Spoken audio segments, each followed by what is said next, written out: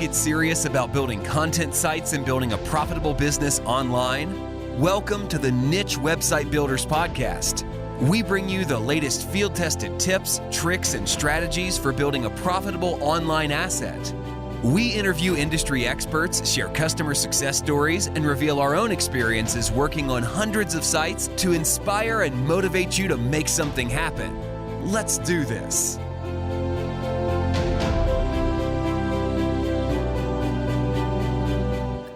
Hi, Adam and Mark here. Welcome to this week's episode of the Niche Website Builder Podcast. Your host, James, will be along shortly, but we just wanted to give you a little heads up on a couple of things we've got planned for this week and a couple of our sales and promotions that we've got coming up. So first and foremost, you probably listened to this on Tuesday the 13th, and today I'm over on Craig Campbell's channel. So search on YouTube for Craig Campbell if you don't already know him. You probably know him if you're in this space. He's a massive character. And I'm going to be talking to him about our big data project.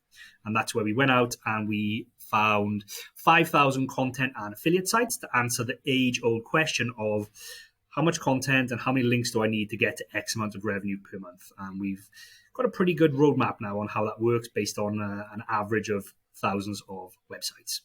And then on Thursday the 15th, Elena will be back on our channel, on the Niche Website Investors channel, talking about her age domain teardowns. She's going to pick a couple of domains from our inventory and tear them down, show what the backlinks look like, what the anchor text look like, etc. And then also cover off plans, look at competitors in the space, look at the size of the space, the opportunity, and then give her opinion on what you could do with that domain if you were to buy that kind of package. And that's what we've got coming up this week. Excellent. So, yeah, if you're not already aware, we're running our 12 days of Christmas sale right now. So, if you're not, you can check that out. Sign up to our mailing list. Go to Niche Website Builders website and go to the contact page, and you can sign up to our mailing list there, or any of our social accounts, and you'll be hearing about those. So, we've got different offer on different stuff every day. So it's kind of an exclusive offer every day. We're also launching or running, we're doing research basically on a bunch of different niches, and we've bought domains and branded them and kind of starter sites before we've got any content, if you like. So we've come up with a bunch of ideas for different niches, and we're releasing one of those each day for the 12 days of Christmas. So you can kind of purchase a package with the strategy and the keyword plan already done, branding already done, yeah. So if that's something you're interested in, again, sign up to the mailing list or check out any of our social channels. But we've got that right now leading up until Christmas. So this is the podcast before Christmas, I think. So we'll see you next week to wish you all a Merry Christmas, and hope you enjoy this week's episode with James and his guest. Welcome to the Niche Website Builders Podcast. Today we have AJ Saunders. Now, AJ's been on the podcast before, but today we dive into some new topics and we have some great conversations within this. So anyone who's running the websites currently, this will be perfect for you, especially as we dive into his advanced content strategy. So just another way of looking at creating content, kind of the opposite of the content velocity model. And we dive into the idea of anti-content. We further go into repurposing that content, his processes around that.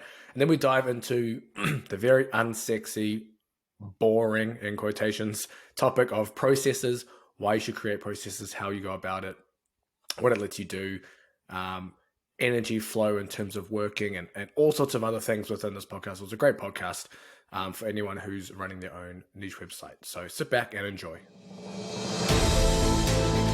This episode is brought to you by Niche Website Builders, an agency dedicated to helping people just like you build profitable content sites.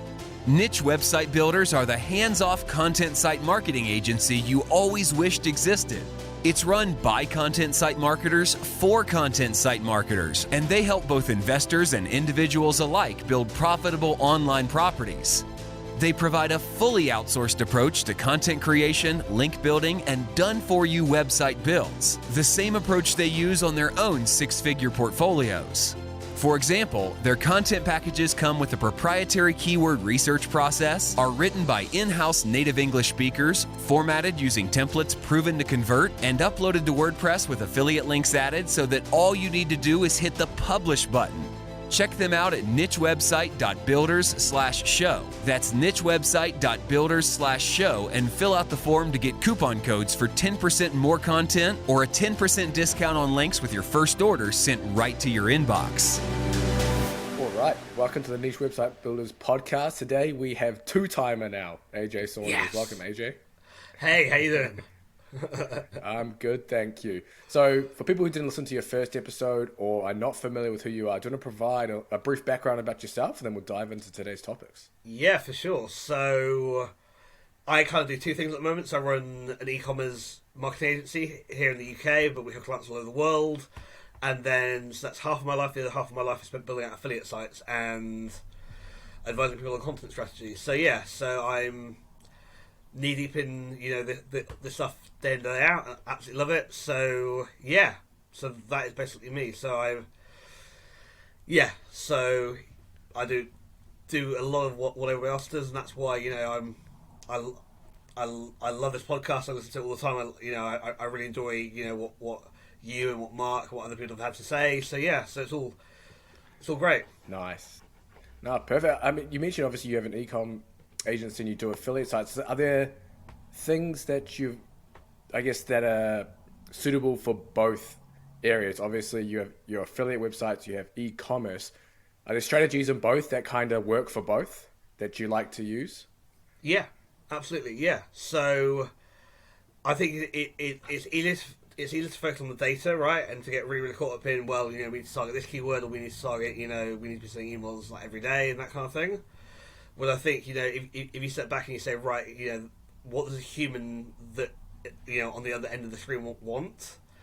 And, therefore it becomes more about, can we create content around, sequential content that answers all of their questions, so that when they are ready to click on, like, buy a product for our e-commerce site, that they're ready, right? Or if they get to, like, the best hamburger, press or whatever, right?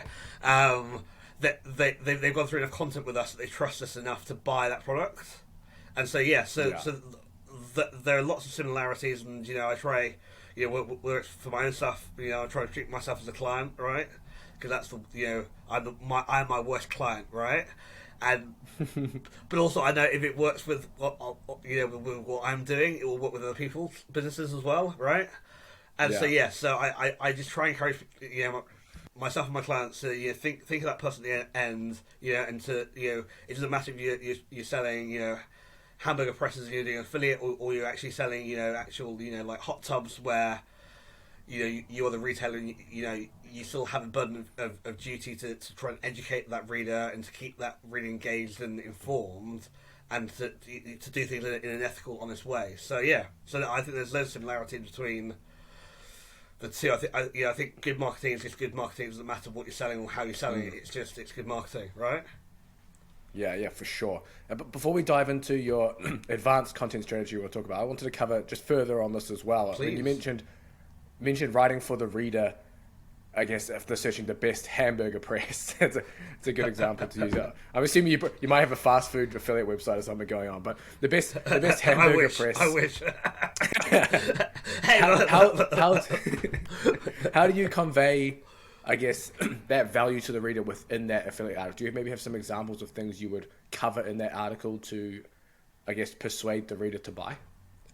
Yeah, so I think it's really about understanding the intent. So if you're writing about, say, the best hamburger press, or I'm going to try and think of a better example.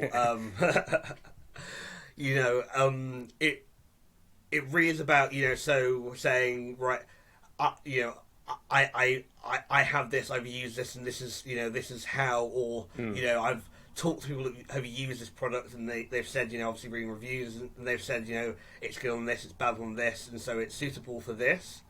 Because I think, if you're writing content and it's disqualifying, you're actually saying, like, this won't work if you're looking for X, but Y will, product Y will. I think that actually that builds trust, because the reader then sits there and thinks, well, actually, okay, cool. They're not saying this is great. They're not saying this is the best, the most awesome like product ever. They're saying it's good for X. And actually, it probably will suck at all the other things that you may want to do with it. but actually that's really reassuring. So I think that's one way, really kind of building trust and educating your reader. I think another way is it is really just saying, if I was in their shoes, what would I want to actually read? And quite oftentimes it's not, you don't want to read something, like the history of, the classic examples I give is, say you get a puppy, the puppy pees on the carpet, right? You don't want to you don't want to go to Google and get a history of dogs, right? You literally want those 3 tips that are going to help you stop the damn thing from peeing on the floor, right? Yeah. I know that sounds really, really basic, really reductive, but it's the truth, and it's saying, right, okay, so how can somebody get them to stop peeing on the floor? You may be able to train it. You may be able to get pads, etc. And so it's basically saying, right, if I was in that situation, what answer would I want, and how would I want that answer to be? And then actually, so a great example. So on the site that I wrote it's not really a review article a couple of weeks ago. I wrote about products that work with this particular brand, and I reached out to the brand and I said, like, I'm going to write an article on this. Can you tell me anything more? And they gave me 2 products, right? And they said, but these are the specifications you should be looking for other products that should work with our. So I was able to say in the article, right, they recommend these 2 products, but they also recommend you should be able to use any product that has these 2 specifications should work with it. Obviously, we haven't tested, the thousands of products out there. Other people have posted YouTube reviews of products that they've used with the systems quite happily. Here's links to those videos, that kind of thing. And so for me, it might seem like a non-article and like a waste of kind of space, right? But to me, like, looking at it as the end user, actually it's really valuable, because there's somebody saying, right, I can see that there's a gap.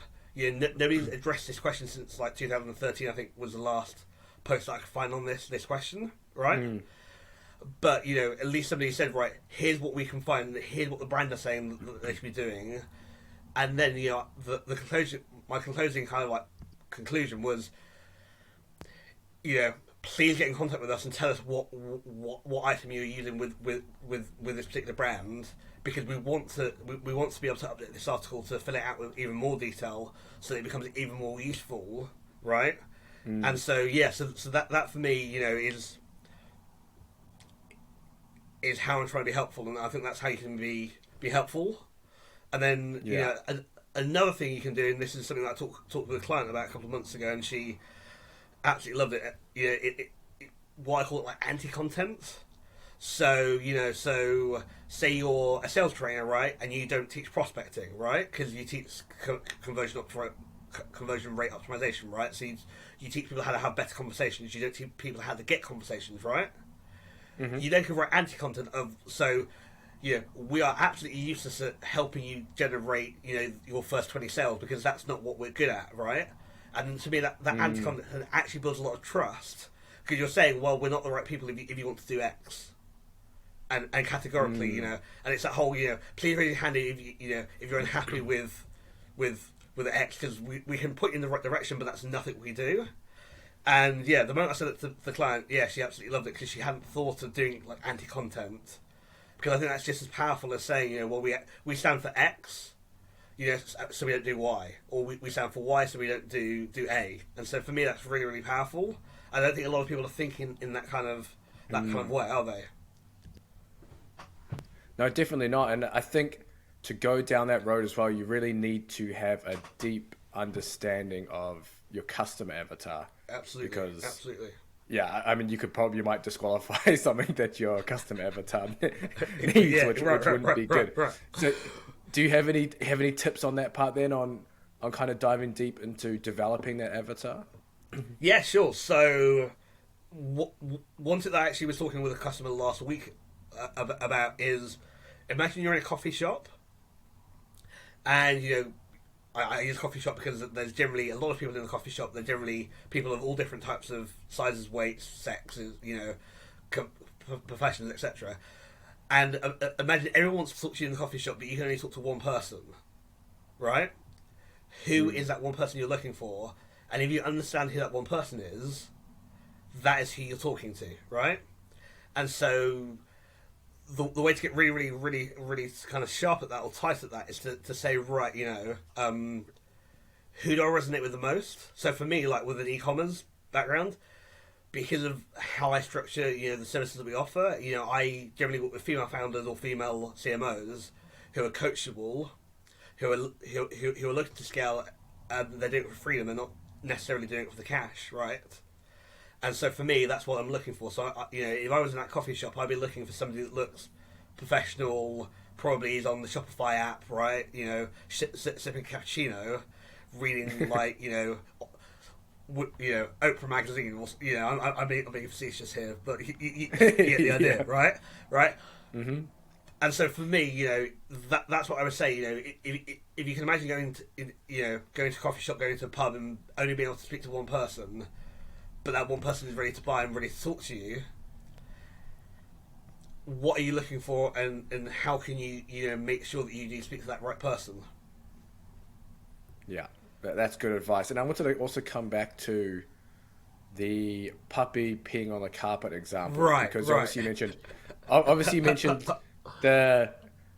you don't want to see, you know, tips, and you don't want to see the history of puppies. Why do puppies pee on carpets? You just want to know how to do it. But often you'll search these queries and you'll see the top whatever ranking articles cover the history of puppies. What is a puppy? This and that, all before the tips.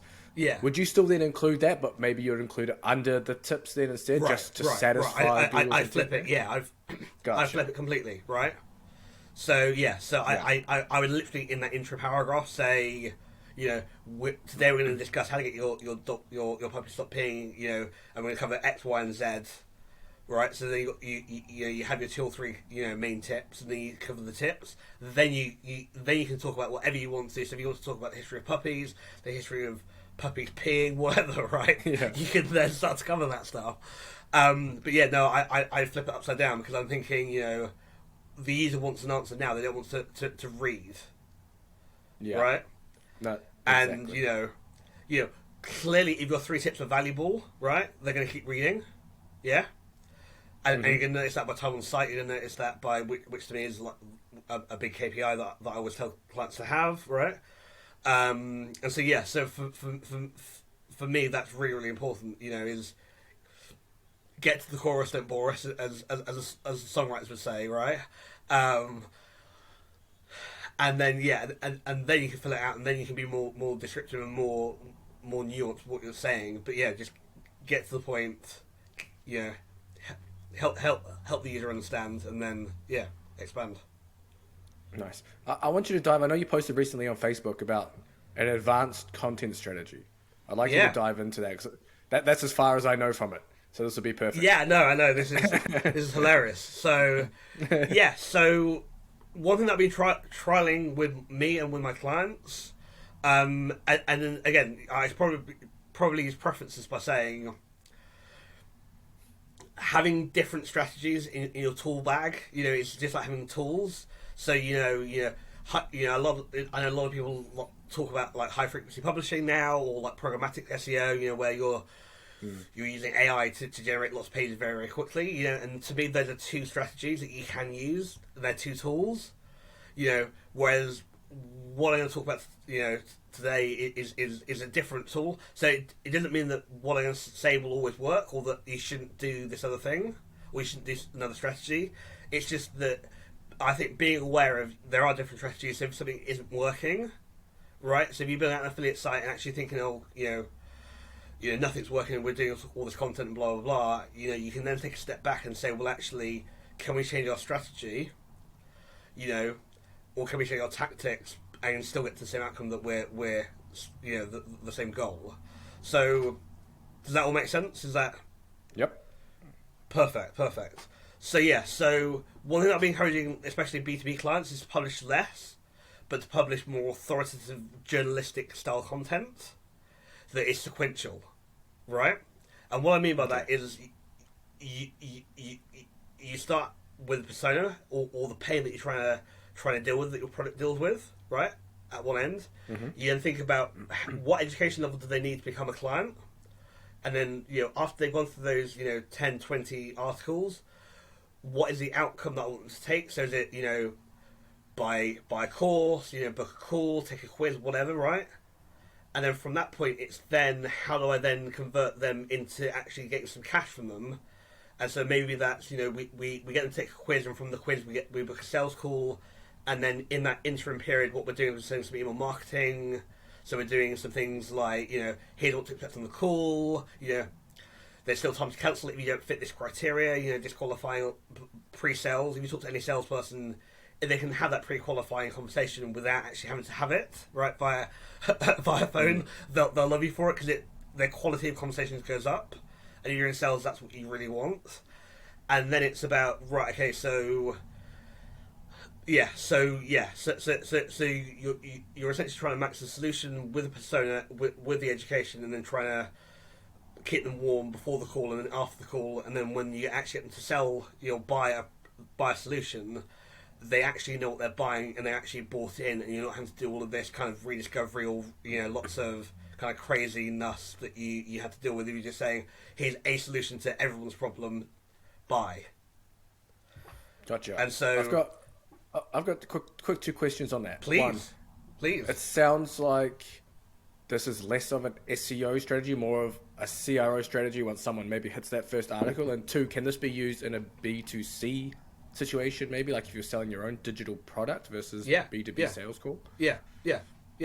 So it's basically re-engineering. So in I think it was like 2016 when Brian Dean started Backlink Co. He decided everyone was publishing multiple articles a day. SEO Roundtable were publishing. I think they're still publishing 6 articles a day or something ridiculous like that, right? I mean ridiculous in just the amount of content that they're publishing. Not that they are ridiculous. Please. Don't come at us. Don't come at us. Yeah, exactly. So he decided to go the other way and to publish less but publish better. And so for me, we can really educate our customers to a level where they're ready to work with us, or they're inspired to work with us. And so it is a mixture of like SEO, because obviously you want to be targeting decent keywords that are that are actually going to talk to people's pain, right? But you also want to get to the point where the people that are attracted to you are ready and willing to convert. And so the classic example, and I can give this on my agency website, because I help e-commerce brands. I've got this first stream that I've just actually completed, where I go through everything from what is the digital marketing strategy, what is the digital marketing plan for e-commerce, why do you need a strong about us page, basic SEO tips for e-commerce, those kind of things. So that when somebody reads through those 10 first articles and comes and is inspired to work with us, they actually understand how we can help them, and therefore we don't have to do all this pre-work where we're saying, well, actually, we need SEO. What is SEO? SEO is blah blah blah. Because we can now say, have you read that article on SEO? And is that what you're struggling with?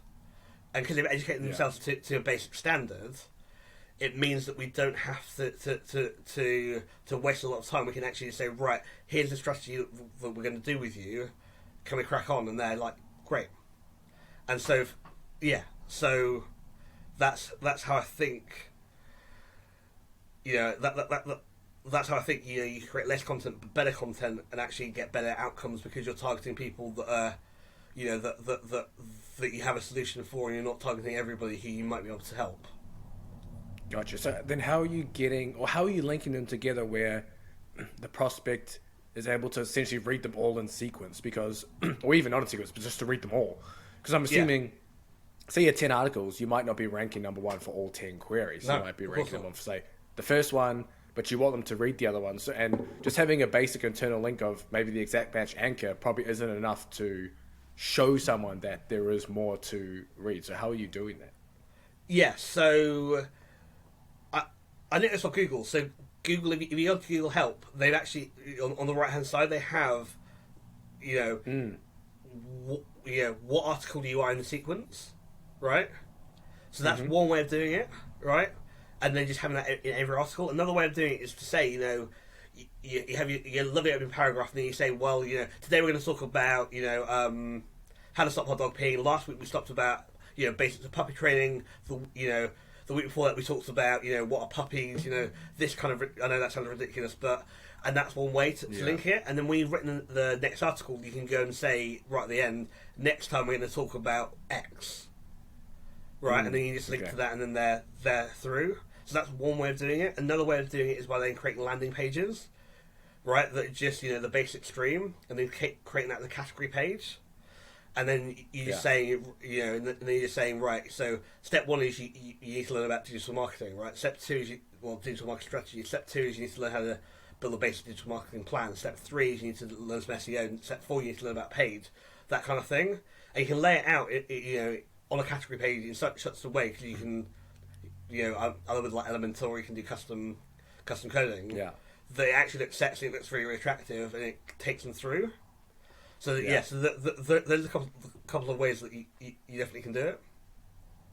Nice. I guess the question I can hear some questions now from potentially someone who's like, okay, I've just started a new site, I have 0 posts, and say they decide to take, I don't know, maybe this approach where it's like 10 or 20 articles initially, and obviously it takes them a little longer, versus maybe a content velocity publishing model where it's like, okay, I'm going to try get 30, 50, 100 posts on as quick as possible to get those SEO wins. So I guess what are the pros and cons of either or, I guess, on a new site? Because I'm assuming a strategy like this would work better on any strategy probably works better on an age site, but this strategy would work better on a site that's already running and has some traffic. No, not necessarily, because I think it's just a different approach. So I think I think with high content velocity, one of the cons is you do have to publish a shit ton of content, right? Yeah, and there's no way around that, right? Well, I think but one of the benefits is you're getting a lot of traffic very, very quickly. If you do it right, yeah. But you're gonna have you're gonna have a tiny conversion rate. Whereas actually, if you're talking to people's pain, you have a much lower rate of traffic, but you have a much higher conversion rate. And I think if you're trying to generate leads for your business, or you're trying to generate actual quality quality sales, and traffic isn't everything. Your revenue should be our North Star, which I run affiliate sites. I do practice high velocity publishing, because at the end of the day I can't eat if I don't make revenue, right? And if you're doing advertising like I do, right, you have to have some velocity in there to actually get some to make some decent amount of revenue. Whereas I think if you're running a small business, you're trying to be more thoughtful, and you're trying to do more thought leadership, you can be slower, and you're 100% right. Yeah, it will take longer for you to generate decent massive traffic. But I think that the quality of traffic that you'll generate will be much higher than if you just kind of sit there and you say, right, we're going to publish it, 100 posts a month. Yeah, that makes sense. I know what you mean about the content velocity. I mean, I don't do that myself, because as you mentioned, you have to publish a shit ton of content. There's no way in hell I'm going to be writing that. Yeah. But even so, like when I first started my site, because I was doing it in between jobs, I wrote one article, like a full in-depth thing. It was a pretty, but this was before I even knew SEO. It was just like, it was ended up being like a moderately competitive keyword, and I ranked pretty well for it. I was getting, on a site with one article, I was getting like 20 to 50 people a day. Yeah, exactly. Because it was quality enough, I guess. So it kind of falls into that same thought process. And again, it comes back to if you have multiple tools in the tool bag, you literally can go, right, okay, we can try it for 3 months or 6 months. If it doesn't work, then you can go back to your tool bag and pick something else out.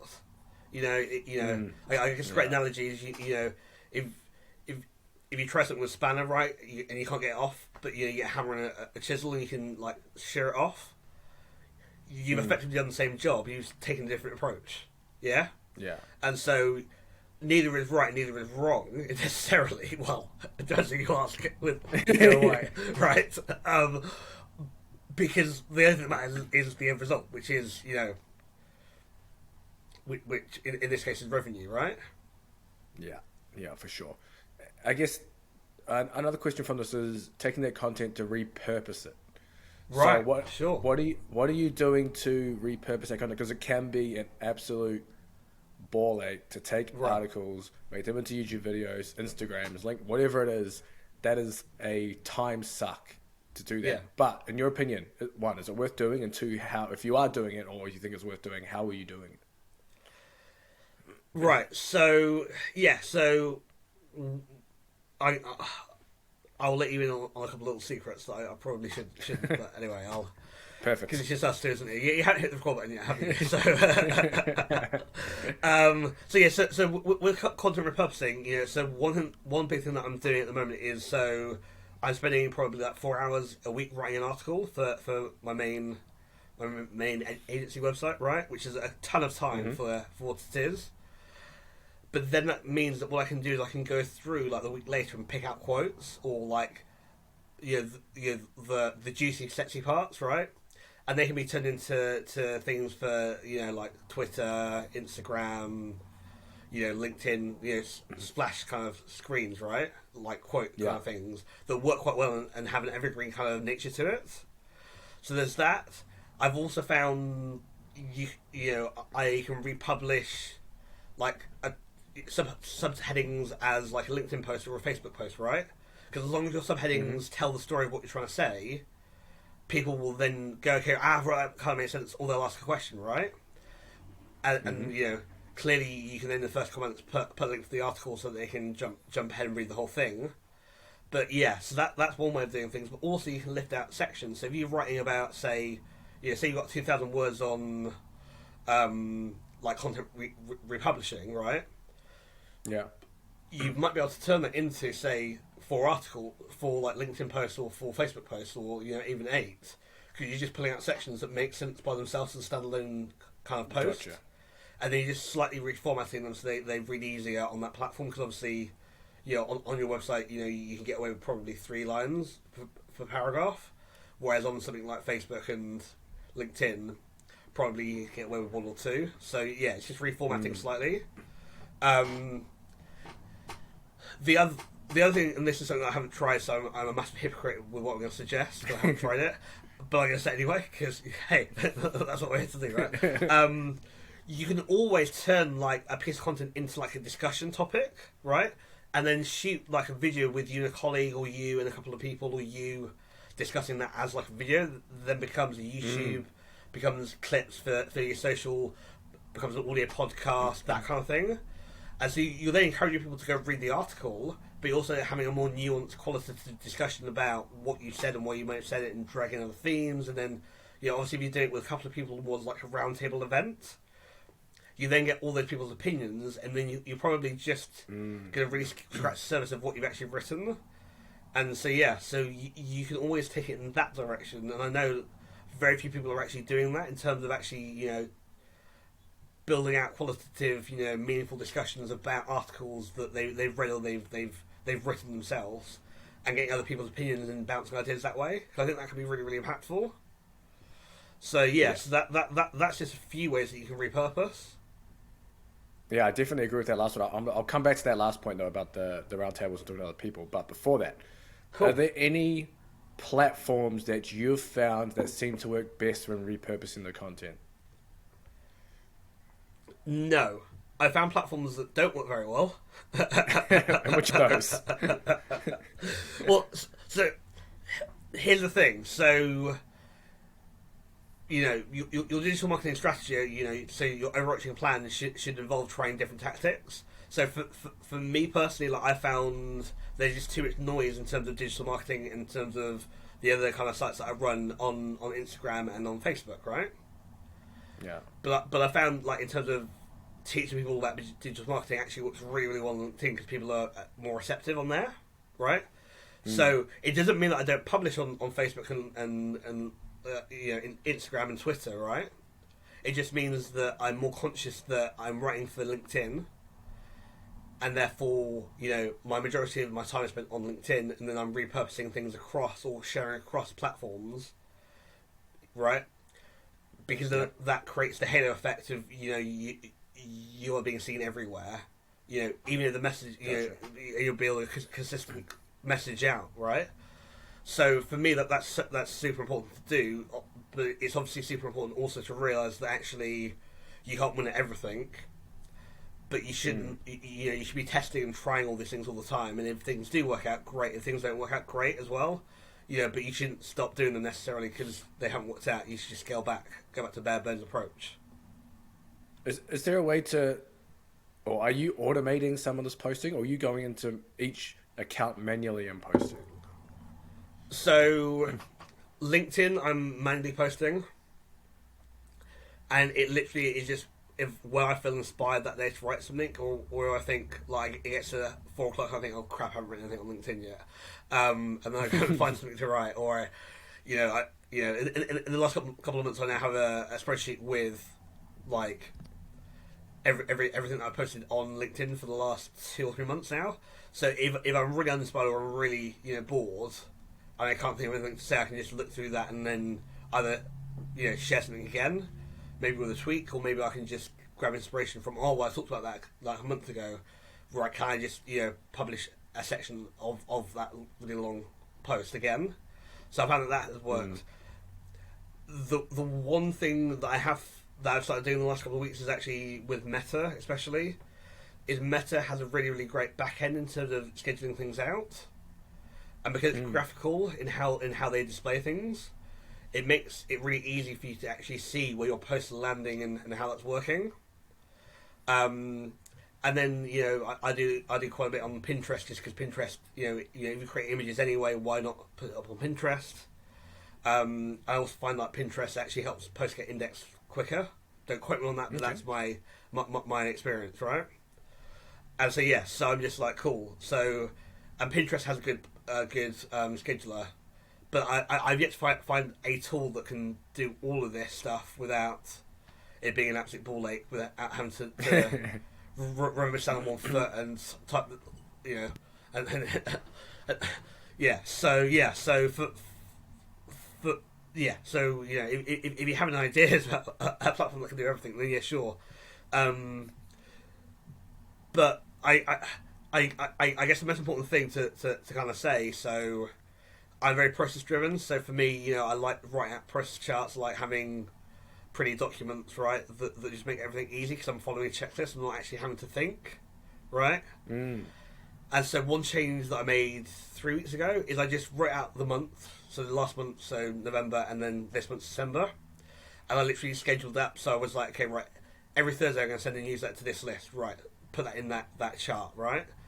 And it just means that every day I log into those documents and I go, okay, right, today I need to send 10 outreach emails to potential clients. I need to, put up a Facebook, post, etc. Or, I need to publish a blog post or whatever.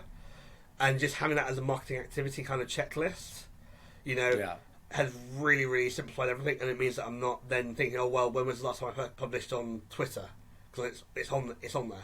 I'm not having to think. So I think tools are only as good as your processes. And I think if you don't have any processes or you don't have any kind of documentation, it's as bad as you'll make it. So I know that's not the answer you wanted. No, that's good. That's good. I'm going to come back to that too, but I know we talked about just before about kind of like creating those videos, roundtable, talking to people, etc. Yeah, I think sure. If someone has a personal brand, man, doing a podcast and stuff is like the easiest way to create unique content for your stuff. Yeah, I got a podcast for my own site that's doing quite well, and it's let me expand my business like crazy because I've brought a lot of my podcast guests onto my business as people to essentially help create content, all that kind of stuff. Yeah. And then I actually just bought a whiteboard as well on Black Friday, so I can, because I started creating YouTube videos. Right. And I was like, I got to a point where I was like, fuck this. Like, I hate doing this because it was, man, you have to be like, okay, I've written the articles, but I got to go, okay, this is the topic. This is what I'm going to talk about. Set the camera up, set the lighting up. Do I even feel like sitting and talking and filming today? Or I'll just sit and write. If you sit and write, you don't have to do anything. Put some music on, whatever. It's simple. But with the video, you got to gear yourself up. I got to talk, all that kind of stuff. So, and then obviously I was like, okay, I'll just do a podcast. Then I don't have to talk. My guest talks. Exactly. And so, but I'll probably I'm going to come back to do a bit of YouTube to expand the business as well. But I guess, do you have any advice for anyone kind of jumping into that space of trying to get into video or repurposing articles into video? So, yeah, sure. So, I just see, you know, whatever medium you're doing. So if you're doing like an audio podcast, or you're doing videos, you know, it doesn't really matter where you're starting or whether people know who you are. It's the fact that you want to share and you want to collaborate with other people, and it's more about that than, you know, trying to be, you know, jump on the personal bandwagon, personal branding bandwagon or whatever. And so I do think it's really, really important just to think, right, can we try this, you know, for 3 months, see how we feel after 3 months, see what reaction we get, and then it's about minimal viable product, right, at that point. So it's like, can we just leave the camera and the light set up so that, you know, shooting becomes like second nature? Yeah. And then just saying, right, okay, so then, you know, how can we then keep ourselves motivated? So, you know, can you book out, you know, 3 guests for the next 6 months, right? That you then have to talk to because you've agreed that you will, you know, and therefore that becomes a completely different situation at that point. So I think structure, having good structure kind of takes care of all of that procrastination bullshit that we all deal with, right? Yeah. You know, if you're forced to do something because you agree that you will with somebody else and they're going to turn up, you think, oh shit, I better do something about it, right? And so, yeah, so I think that, but I also think, you know, and I hate to reference this person because, you know, it's just not the way. But, you know, if you go back and watch Mr. Beast's first video, I apologise for mentioning him. I apologise. It wasn't very good, but he's kept going. He's kept iterating, you know, right? Yeah. And I think, you know, if you're passionate about that, and I think the other great example is, you know, Brandon Fishkin as well, right?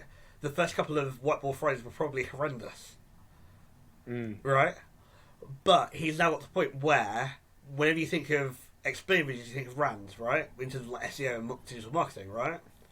And because he's cornered that kind of, you know, element, you know, he's done really, really well. But again, you know, he wasn't great. You know, he didn't turn the camera on and it was great. He turned the camera on and it was probably really, really, really horrendous for the first like 50 attempts. So yeah. Which actually leads me nicely. So I did a podcast a couple of months ago, which I think is coming out this month in December. And me and the host talked after. I know he won't mind me saying this, but he said to me, you know, like the first 60 episodes for him were just terrible because he just felt wooden, he felt rigid, he felt terrible. But he knew that was the best way for him to stand out in his market. Yeah. And so that's why he kept going. Now he's on to something like 150, 160 like podcasts, right? Yeah. And he's now on the flow, and now everything works, and everything's seamless, and it's all great, right?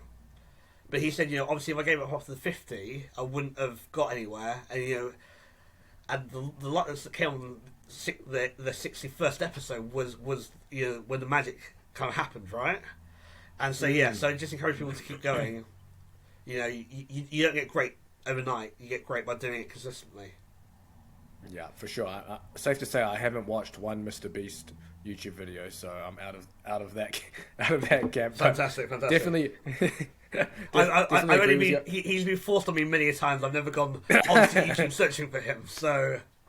yeah, for sure. But I completely agree with you with the idea that you can kind of get stuck, because obviously, I think we all listen to or watch podcasts, and you have, I guess, all the professional podcasts now are in person, nice microphones, stands, camera work, all of it, and you go, you know, like, I can't do that now, and is anyone going to listen to or watch my Zoom call podcast? Yeah. Because that's not in person when you got this going on. Yeah. And yeah, I mean, I'm 37 podcasts and on my own podcast for my site. Right. And it's been really good. I mean, like, yeah, as I mentioned, it's opened so many more channels, and it's, I mean, I started on Zoom. I started on Zoom and eventually moved to Riverside as well. So and I started with, I've got this microphone now, if anyone's watching. Nice. It's cheaper than the other one I had, but it's fancier and it sounds better. So, you know, as you get going, you can start doing things. And as you mentioned, the consistency is huge. Like, I told myself I'm going to do 100 episodes before I even look to see you know, before I'd even think about if I'll keep going or not. Yeah. And I don't think that's so important. I think, you know, lots of people think, I'm going to be a home run on the first attempt. And yeah, it's it literally is just right. Can we keep going? Define success. In advance. I actually just wrote a big article that got released yesterday about this. Right. So define success in advance. Right. So what does success look like to you? In terms of whether it's life, whether it's marketing, whether it's your business, whatever. Right. But if you find what success is at the start, then it becomes much easier for you to judge every decision based on, does this get me closer or further away? I remember, Noah Kagan, when he was working at Facebook, when I listened to Noah Kagan years ago, this was, he said Mark Zuckerberg judged everything on, is this going to get close to my vision or is this going to take us further away from the vision? And, obviously if you're a nuanced person, it's going to drive you nuts if you everything becomes a binary decision, right? But by having a binary decision, it actually makes everything easy because you think, is this going to, is this helping me move towards or away from where we're trying to get to, professionally, personally, whatever, right? And I think that's kind of that's what you need to do sometimes. So, what kind of targets then? I know it would be different for everyone, but what kind of targets would you set as success for someone who's potentially looking to maybe start doing video or repurposing content or anything like that? Yeah, so I think with everything, it comes back to revenue. So I think if you're just getting started, whether you've got a blog, whether you've got a YouTube, whether you're doing a podcast, it's how can I get excited about making that first dollar? Because if you get excited about making the first dollar or the first pound or the first euro or the first whatever, right? Making the first 100, it will still be exciting.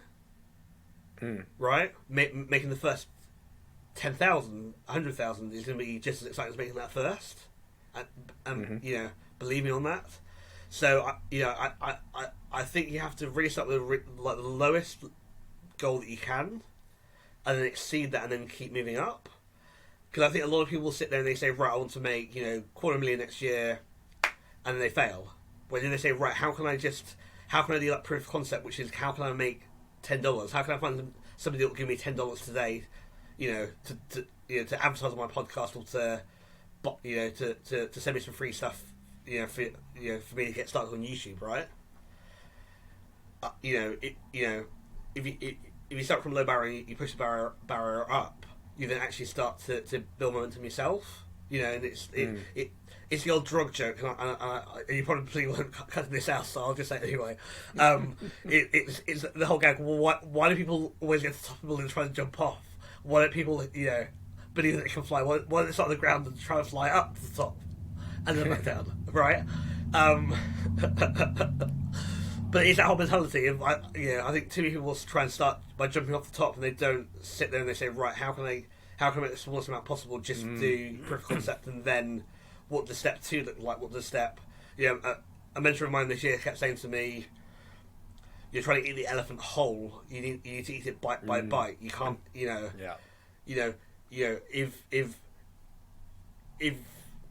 you can achieve your goal, like let's just say, you've achieved your goal, and now you're working back, right, step by step, right? You can't get frustrated that you haven't reached the goal yet if you haven't gone through those first steps. And you haven't, kind of built up to it. And so so I think that's really, really important to kind of remember.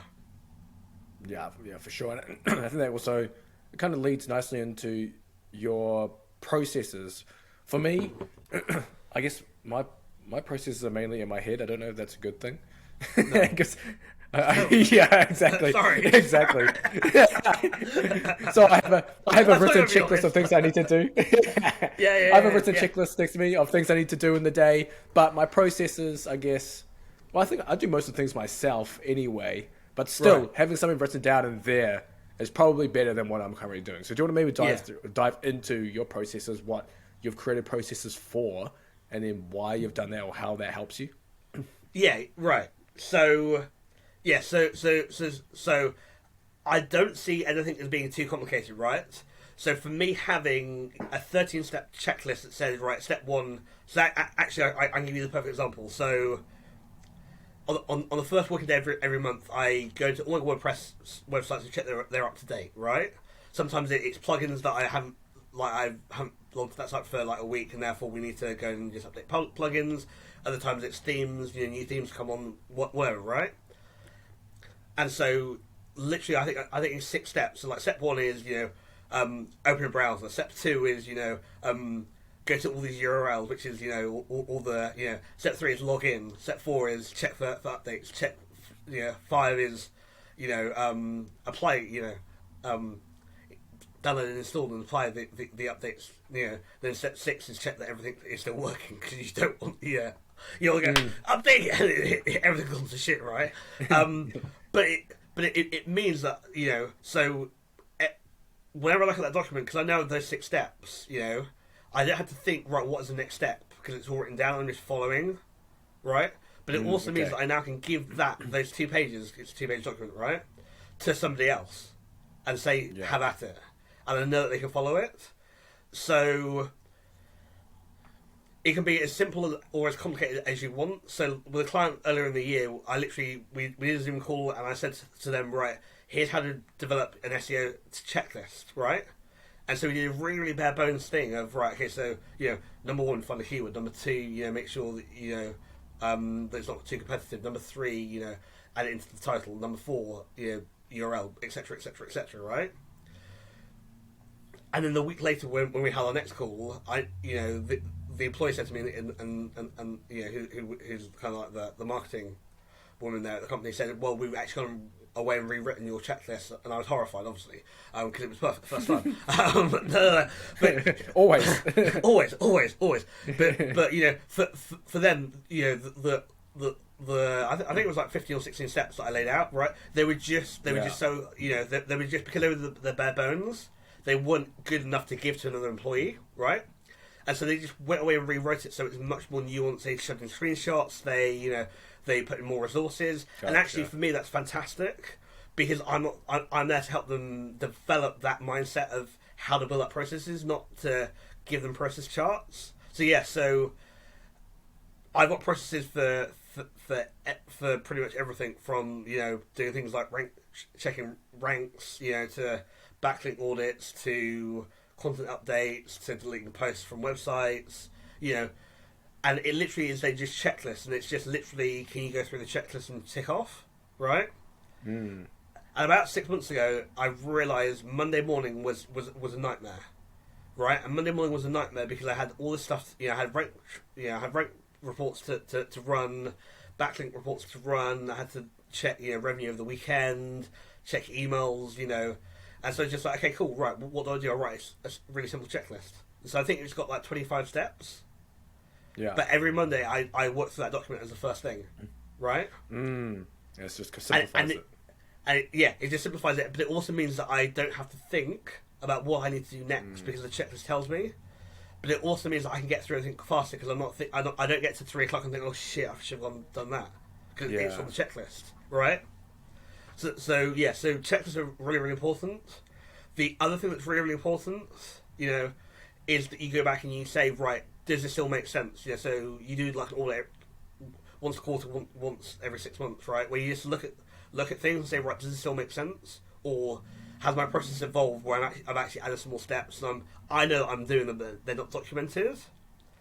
Because I think a lot of people think we've got all these process documents and they're all great, but they never sit there and think, right, actually, should we add 2 steps to this document over here, and that actually removes having to do those 8 steps over here on that document, so we can simplify 2 documents into one, and makes everyone happy and everyone feel that they're doing a better job. And so have processes, the literally checklists that you can work through, or you can give to somebody who can work through. Come back and audit your checklists, every couple of months. And then, if you're doing something more than once, either develop templates, right? Or develop writing formulas that actually make sense. So for me, because I've written quite a lot of like A versus B type content, right? For my affiliate sites. Yeah. I now know that I've got templates for those meta descriptions, right? In WordPress, right? So I just need to go back through, like, probably, back a page, and I've probably got that same template written 4 times, and all it is I'm literally just changing A versus B. Okay, change that. Modify that, but actually it gives me the jumping off point to actually be quicker. But also it means that I don't have to be creative, because the creativity is literally changing 4 words. But it means and so for me, templates, checklists, documentation, all of that good stuff really helps simplify what tasks you have to do and how you got to do it, but also makes your life easier because you're not thinking. And so when you do have to do something, that involves thinking, you can actually be more creative, because you've actually got more bandwidth to think. Can I just talk just slightly more about this? Just keep going. So a lot of people, in my opinion, you hopefully will identify with this as well. A lot of people don't think about energy flow, and so they just think we go hard, we go fast, like they're driving a Ferrari down the freeway, Whereas, for me personally, and for a lot of people that I deal with as clients, or a lot of people that I speak to, if you're having a great day where you're getting a lot of content written, you should just cancel everything and keep going. Because the next day you may come in and think, actually, I cannot face writing another damn sentence, But that day you may think, actually, I've got internal links to add, or I want to do some research into this post I'm going to write, and therefore you're working with your energy flow, And so I think that's such a big thing. Of course, there are going to be days, there's going to be weeks where you have to force yourself to do some tasks that you don't want to do. That's a given. But I don't think people kind of sit there and think, where's my energy today, and what is my energy allowing me to get excited about that I can capitalise on, and I can push everything else forward. Yeah. And so so I do think if you're more mindful of energy flow and energy, how that energy feels that day or that week, I think that can be really, really powerful for them to actually actually make good progress. Yeah, I love this conversation too, because I do that myself, I guess consciously as well. So some days I know I'm keen to write, I'll write a lot. So other days I'll have other things I might publish, edit, whatever it is. Other tasks that don't require you to think creatively to do that. But you can also get yourself in that state. I know, for example, in the mornings, if I know I'm going to write something and I'm almost I'm excited to write about it, eat breakfast. I have half my white monster in my can. I have, if anyone's listening, above and beyond deep sets on YouTube. They're 3 to 10 hours long. You chuck one of those on and you start writing, man, you hit this flow state and you can go at it for however long. I'll pump out 3,000 word fully researched articles with that process, and you can put yourself in that state doing those things, like having a routine, which is really nice. And I guess the processes you mentioned allow you to do that because you don't have to think about what else you need to do, which is nice. But one question on the process, or SOPs, or whatever you want to call them. Cool. For processes that are not binary. So, for example, you mentioned obviously you go open the browser, log in, update plugin. For processes that are more like, you mentioned, I think, content audit. Another one that comes to my mind is, for example, if you're editing on, say, Grammarly. Right. Some things are a little more subjective to maybe what you would change. So how do you create a process there that you would follow, but also potentially have someone else follow if you outsourced it? Right. Yeah, that's a fantastic question.